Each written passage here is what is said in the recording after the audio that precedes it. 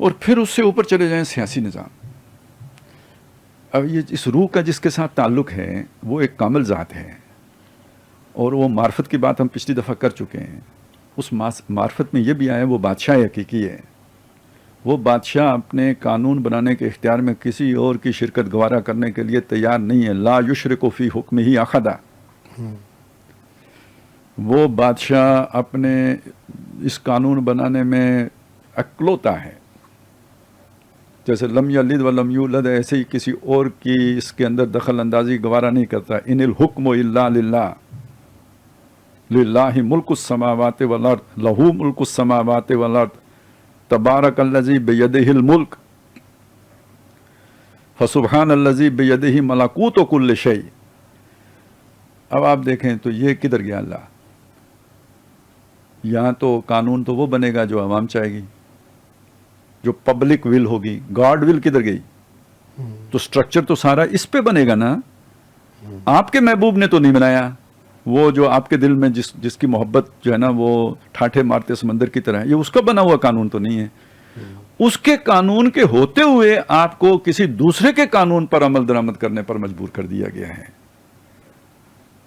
تو کوئی محب اپنے محبوب کی ایک ادا پر کوئی شے قربان کرنے کے لیے, مطلب کوئی اس کے مقابلے میں دوسری شے کو اختیار کرنے کے لیے تیار نہیں ہوتا, بلکہ سب کچھ لٹانے کے لیے تیار ہو جاتا ہے.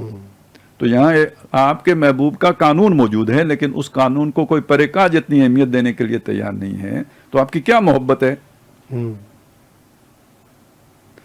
تو اگر محبت ہے تو تصادم ہے. آپ نہیں مان سکتے اس قانون کو جو غیر اللہ نے بنایا ہو. اور اگر آپ مان رہے ہیں تو کمپرومائزڈ ہے, اور کمپرومائزڈ ہونے کا مطلب روح کی موت ہے. اب یہاں آ کر وہ ساری بات سمجھے گی, وہ جو ہم نے پیچھے بحثیں کی تھی کہ محبت آپ کو کس سے ہے. تو اب آپ اس ہستی پر جو آپ کی محبوب ہستی ہے, وہ دنیا کے سارے مفادات جن میں آپ کی اولاد کی محبت ہے, والدین کی محبت ہے, باقی جتنے سٹرکچر کی محبت ہے, وہ ساری محبتیں اس کی محبت پر لٹانے کا مرحلہ یہاں پہ آتا ہے کہ میں کسی دوسرے کے قانون کو ماننے کے لیے تیار نہیں ہوں, اور یہ اپنا سب کچھ لٹانے کے لیے تیار ہوں. تو اب آپ کی محبت جا کے کامل ہوتی ہے. ان اللہ یحب الذین یقاتلون فی سبیلہ صفا کانہم بنیان مرصوص. ٹھیک ہے, تو یعنی بے شک اللہ محبت ان سے کرتا ہے جو اس کی راہ میں جان بھی ہتھیلی پہ لے کے نکل آتے ہیں نا. تو باقی کچھ تو سب پیچھے رہ گیا.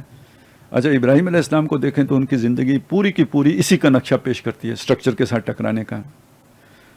تو لہٰذا یہ جو سٹرکچر کے مختلف لیئرز ہیں جن کے اندر ہماری وہ ایجنسی ہے, اس کے ساتھ ٹکراؤ اس بندے کا کہ جس کی ایجنسی کا اس ایجنسی بڑی ایجنسی کے ساتھ رابطہ ہو گیا ہے نا, یہ تو لازماً اس کا ٹکراؤ ہوتا رہا ہے, ماضی میں بھی ہوا ہے اور آئندہ بھی ہوتا رہے گا, اور اب بھی ہے.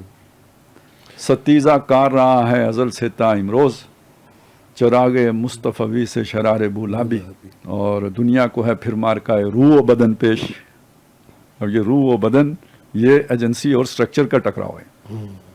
دنیا کو ہے پھر مار کا روح و بدن پیش, تہذیب نے پھر اپنے درندوں کو ابارا, اللہ کو پامردی مومن پہ بھروسہ, ابلیس کو یورپ کی مشینوں کا ساتھ.